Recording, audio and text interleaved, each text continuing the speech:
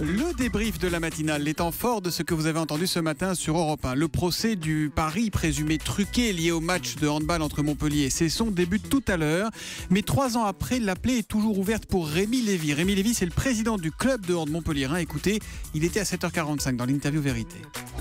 Ce qui me marque le plus, c'est que l'on puisse porter l'idée suivant laquelle on peut, en son âme et conscience, parier sur la défaite de son équipe à la mi-temps, puisque, si j'ai bien compris, pour ceux qui ont reconnu les paris, ça consiste à dire que le match n'a pas été arrangé, mais qu'on se doutait que le club allait être mené à la mi-temps.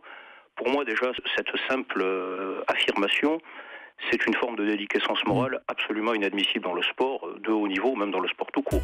Le gouvernement va réunir pour la première fois une instance de dialogue destinée à renouer le lien avec les musulmans. Avec Manuel Valls et les ministres de l'Intérieur, de la Culture et de l'Éducation nationale, il y aura Dalil Boubaker, le recteur de la Grande Mosquée de Paris, qui était à 8h20 l'invité de Jean-Pierre Elkabbach. Il aimerait bien récupérer des églises vides pour pouvoir accueillir les musulmans qui veulent prier. Écoutez.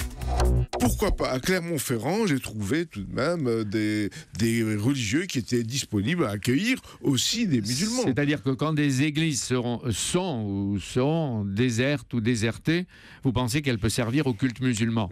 C'est le même Dieu, ce sont des rites qui sont voisins, qui sont fraternels, et je pense que musulmans et chrétiens peuvent coexister et vivre ensemble.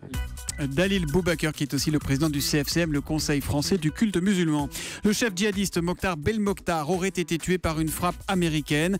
Nous vous en parlions notamment dans le journal de 8h. Et nous avons une question de François de Saint-Brieuc qui nous écrit sur europe1.fr.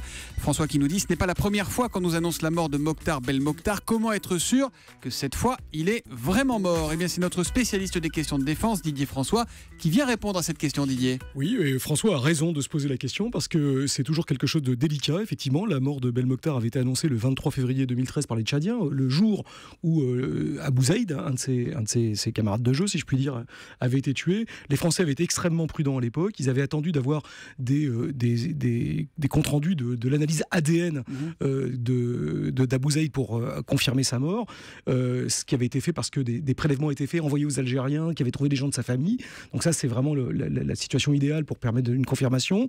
Les Américains, ne l'ayant pas pour l'instant, sont extrêmement prudents. En revanche, on peut supposer qu'autour de la frappe, il y avait des capteurs qui ont permis aussi d'essayer d'écouter les conversations des gardes du corps, par exemple, sur les talkie-walkie, à peu près qui il y avait là quand même. Ils savent exactement qui il y avait, ils savent sur quoi ils ont frappé, et pour l'instant, c'est pour ça qu'ils sont prudents, ils attendent de voir le résultat, et ça sera de l'analyse, du renseignement, et ça viendra en temps utile. Les explications toujours précises de Didier François, le spécialiste des questions de défense sur Europe 1.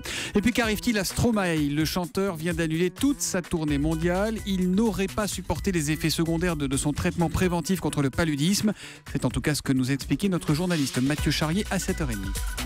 Dépression, psychose, panique, anxiété, c'est ce qui est arrivé à Stromae. Il a donc été rapatrié d'urgence en Belgique, transféré dans un hôpital de Bruxelles où il se trouve encore. Il n'est même pas en état de passer des coups de téléphone, m'a assuré un membre de son entourage qui refuse d'utiliser le terme de burn-out. La veille encore, il allait très bien, mais on sait quand même que Stromae est fatigué, lassé depuis des mois, il enchaîne les concerts, et bien il n'a pas réussi à aller jusqu'au bout.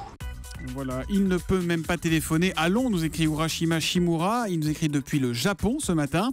Et puis beaucoup de messages. J'espère qu'il n'a rien de grave, qu'il va bien. Vous êtes visiblement assez inquiet pour cette immense star qu'est Stromae. Vous continuez à réagir à la matinale sur Twitter avec le hashtag matin, sur europe1.fr, sur notre page Facebook ou par téléphone au 39 21.